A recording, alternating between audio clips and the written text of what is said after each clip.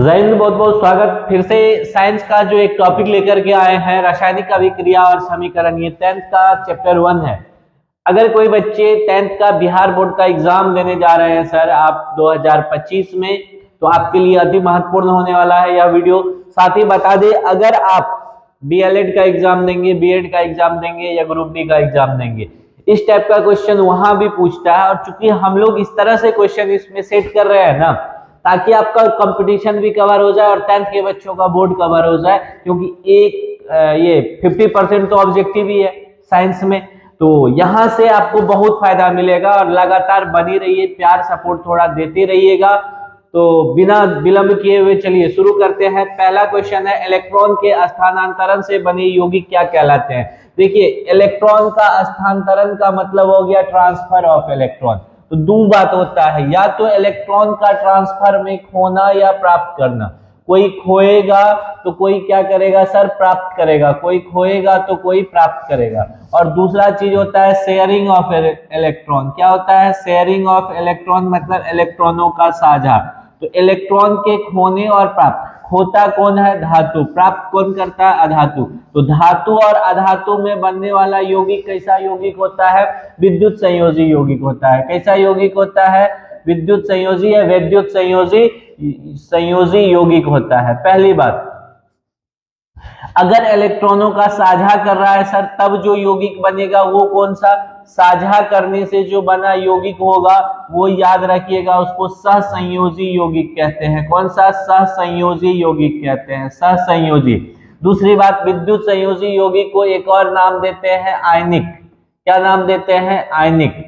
और सहसंयोजी में हो गया जो अधातु अधातु के बीच बनेगा। तो इलेक्ट्रॉनों के स्थानांतरण से हमको लगता है क्लियर हो गया होगा, विद्युत संयोजी यौगिक बनता है। ऑप्शन नंबर बी बिल्कुल सही इसका है। संगमरमर का रासायनिक सूत्र, संगमरमर साथ में 2 बार मरना है, संगमरमर साथ में 2 बार मरना है। तो इसका फॉर्मूला हो जाएगा CaCO3।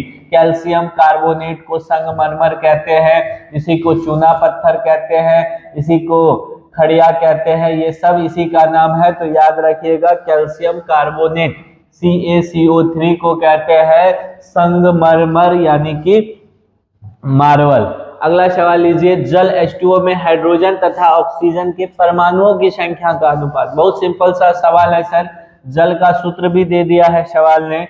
जल में H2O में पूछ रहा है परमाणु की संख्या का, किसका किसका, हाइड्रोजन। हाइड्रोजन का कितना परमाणु है, 2। ऑक्सीजन का कितना देख रहा है, 1। तो कितना हो गया, 2:1। क्या हो जाएगा सही आंसर, 2:1, 2:1। अगला सवाल लीजिए, श्वसन किस प्रकार का अभिक्रिया है। कई बार हम घिना करके आपको बताए हुए हैं, क्योंकि श्वसन जब भी होगा तो इसमें क्या क्या उत्पन्न होगा। देखिए, श्वसन का हम समीकरण यहाँ लिखते हैं, C6H12O6। इसमें जब ऑक्सीजन दीजिएगा ना, तो इससे क्या क्या बनता है, CO2 बनता है, H2O बनता है और एनर्जी निकलता है। एनर्जी मतलब ऊर्जा निकलता है। क्या निकलता है, ऊर्जा। बैलेंस करने के लिए 6 यहाँ, 6 यहाँ और 6 यहाँ। चूंकि ऊर्जा निकल रहा है सर, ऊर्जा अगर निकल रहा है, उत्पन्न हो रहा है, इसका मतलब हुआ यह उष्माक्षेपी अभिक्रिया है। कैसी अभिक्रिया है, उष्माक्षेपी अभिक्रिया। उष्मा उत्पन्न हो रहा है और यहाँ जो एनर्जी मिलता है वह किस फॉर्म में मिलता है, ATP के फॉर्म में। किसके फॉर्म में, ATP, यानी कि एडेनोसाइन ट्राइफॉस्फेट। एडेनोसाइन ट्राइफॉस्फेट के फॉर्म में आपको यहाँ ऊर्जा प्राप्त होगा। अगला सवाल, साग सब्जियों के विघटन होकर कंपोस्ट बनना किस प्रकार का अभिक्रिया का उदाहरण है। उष्माशोषी, उष्माक्षेपी, ये क्या है, उभयगामी या प्रतिस्थापन। देखिए, साग सब्जी जब सड़ेगा गलेगा तो वहां आप उसको उठा करके देखिएगा तो थोड़ा सा गर्माहट महसूस होगा।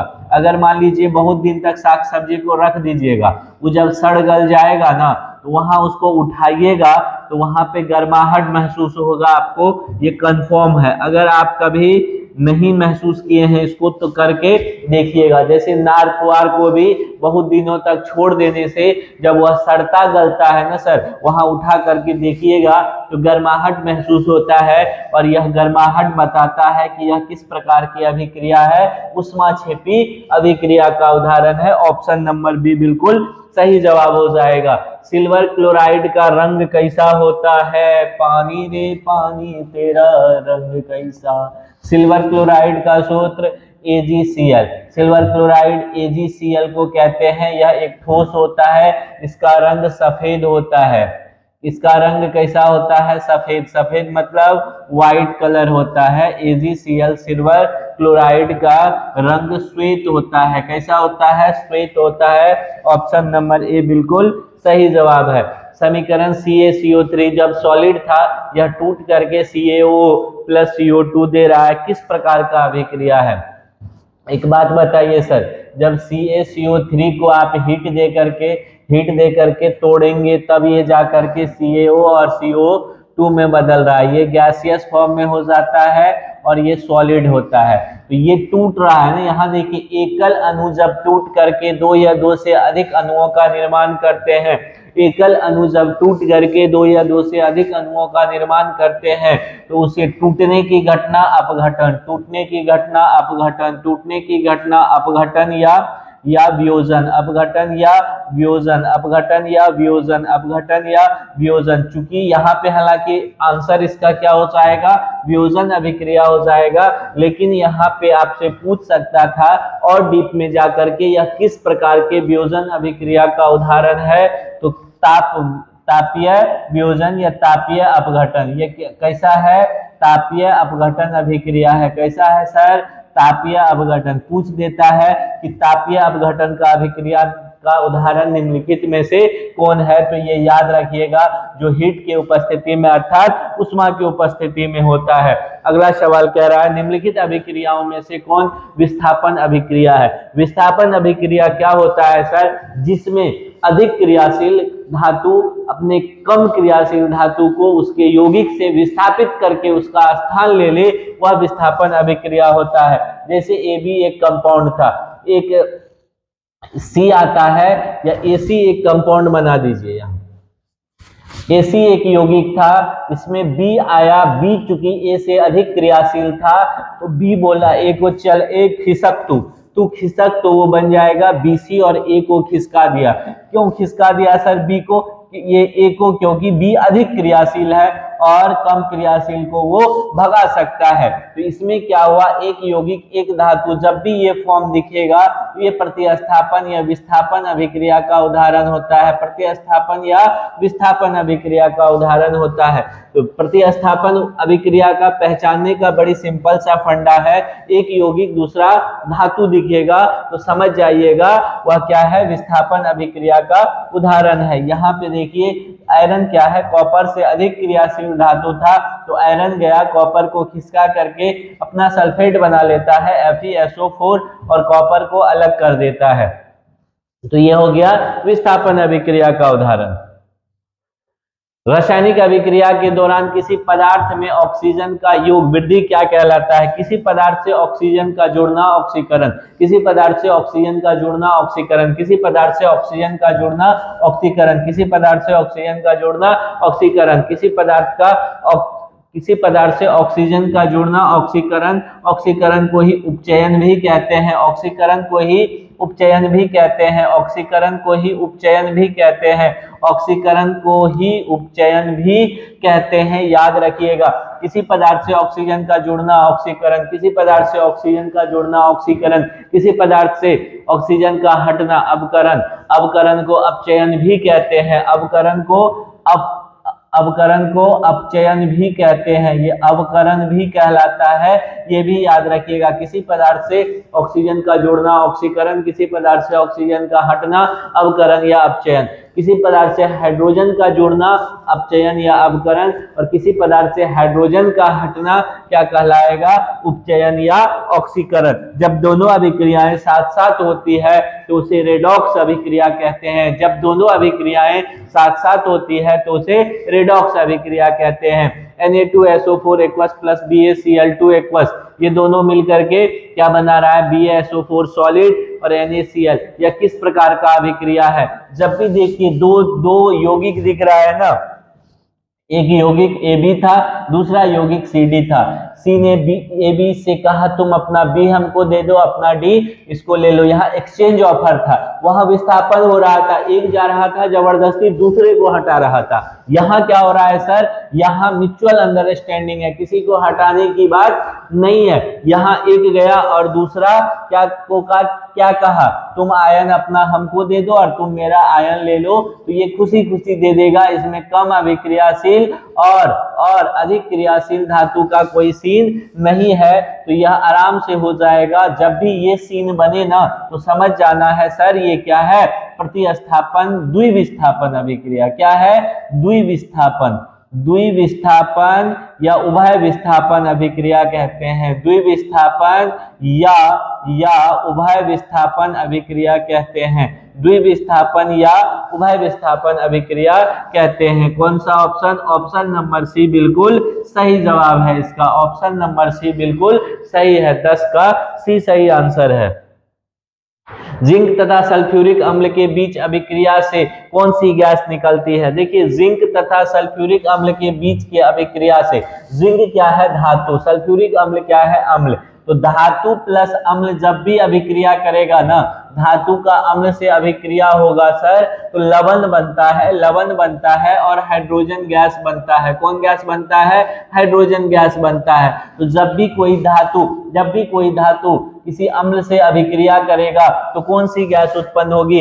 Hydrogen gas. कौन सी गैस उत्पन्न होगी? Hydrogen gas. कौन सी गैस उत्पन्न होगी? हाइड्रोजन। जब कोई अम्ल किसी धातु के कार्बोनेट या बाइकार्बोनेट से अभिक्रिया करेगा तब कार्बन डाइऑक्साइड गैस उत्पन्न होती है। कार्बन डाइऑक्साइड गैस को पहचानने का तरीका, चूने के पानी से प्रवाहित करने से चूना का पानी का रंग दूधिया हो जाता है। कैसा हो जाता है? दूधिया हो जाता है। हाइड्रोजन गैस को पहचानने का तरीका, अगर हाइड्रोजन गैस के पास एक जलती हुई माचिस की तीली लेकर के आइएगा तो पोप ध्वनि के साथ वह बुझ जाता है। यह हाइड्रोजन गैस की उपस्थिति को बताता है।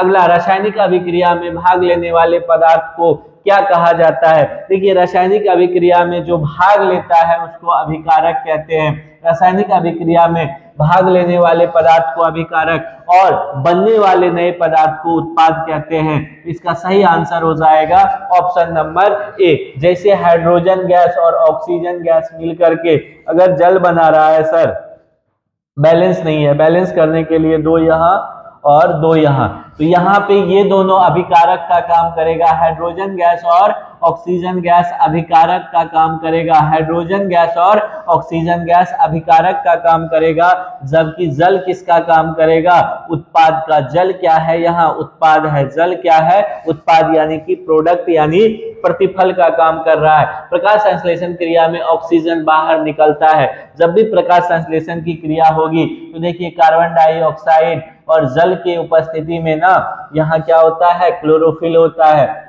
हरे पेड़ पौधे मतलब क्लोरोफिल, और यूवी लाइट के प्रेजेंस में ये अभिक्रिया होता है तो C6H12O6 बनता है और प्लस में ऑक्सीजन गैस। तो ये जो ऑक्सीजन उपोत्पाद यानी बाय प्रोडक्ट, ये भी पूछ देता है कि बाय प्रोडक्ट क्या है? ये उपोत्पाद है, बाय प्रोडक्ट है। तो ये जो उपोत्पाद बना ना, ये किससे आया? ऑक्सीजन अगर पूछे तो ये ऑक्सीजन जल से आता है। कहां से आता है? जल से, यानी कि H2O से आता है। कहां से आता है? जल से आता है, अर्थात H2O से आता है। याद रखिएगा ऑप्शन नंबर ए इस क्वेश्चन का बिल्कुल सही जवाब है। निम्न में से कौन सा उत्पाद लेड नाइट्रेट को गर्म करने पर प्राप्त किया जाता है? कभी कभी समीकरणों सर पूछ देता है। लेड नाइट्रेट को जब गर्म करेंगे तो क्या बनेगा? तो देखिए लेड नाइट्रेट मतलब PbNO3। लेड नाइट्रेट को अगर गर्म कीजिएगा ना का हॉल 2, इसको जब गर्म कीजिएगा तो PbO बनता है, NO2 बनता है और O2 गैस। बैलेंस नहीं है, कर लीजिएगा। मेन यहाँ बना कौन कौन गैस? NO2 और O2। कौन बना? ये 2 ऑप्शन एक के जैसा हो गया। चलिए इसको मान लीजिए, इसको काट दीजिए, यहाँ कर दीजिए। तो इसमें तो यहाँ कौन सा उत्पाद बनेगा? NO2 और O2। ऑप्शन नंबर कौन सा सही है? सी बिल्कुल सही जवाब हो जाएगा इस क्वेश्चन का। अगला, लोहा से जिंक को लेपित करने की क्रिया। चूंकि लोहा को जंग से बचाना है तो उस पे देखे होंगे व्हाइट कलर का एक लेप लगा रहता है, तो वो लेपन जो होता है जिंक का लेयर रहता है, जिंक अर्थात जस्ता यानी कि Zn जिसका एटॉमिक नंबर 30 है का लेप रहता है। तो इस प्रक्रिया को जस्तीकरण या गैल्वेनाइजेशन या गैल्वेनीकरण कहते हैं। जस्तीकरण या गैल्वेनाइजेशन या गैल्वेनीकरण कहते हैं। ऑप्शन नंबर बी इसका बिल्कुल सही जवाब है। जिंक तथा लेड कॉपर की अपेक्षा, देखिए जिंक और लेड दोनों कॉपर से क्या है, अधिक क्रियाशील है। जिंक तथा लेड क्या है, कॉपर से अधिक क्रियाशील है। ऑप्शन नंबर बी बिल्कुल सही जवाब हो जाएगा। वे अभिक्रियाएं जिनमें अभिकारकों के बीच आयनों का आदान प्रदान, पहले ही बताए हैं, जिसमें आयनों का आदान प्रदान हो वह द्विविस्थापन या उभय विस्थापन अभिक्रिया कहलाता है। जिसमें आयनों का आदान प्रदान हो वह द्विविस्थापन या उभय विस्थापन अभिक्रिया कहलाता है। जिसमें अधिक क्रियाशील धातु कम क्रियाशील धातु को उसके यौगिक से विस्थापित कर दे उसको विस्थापन अभिक्रिया कहते हैं।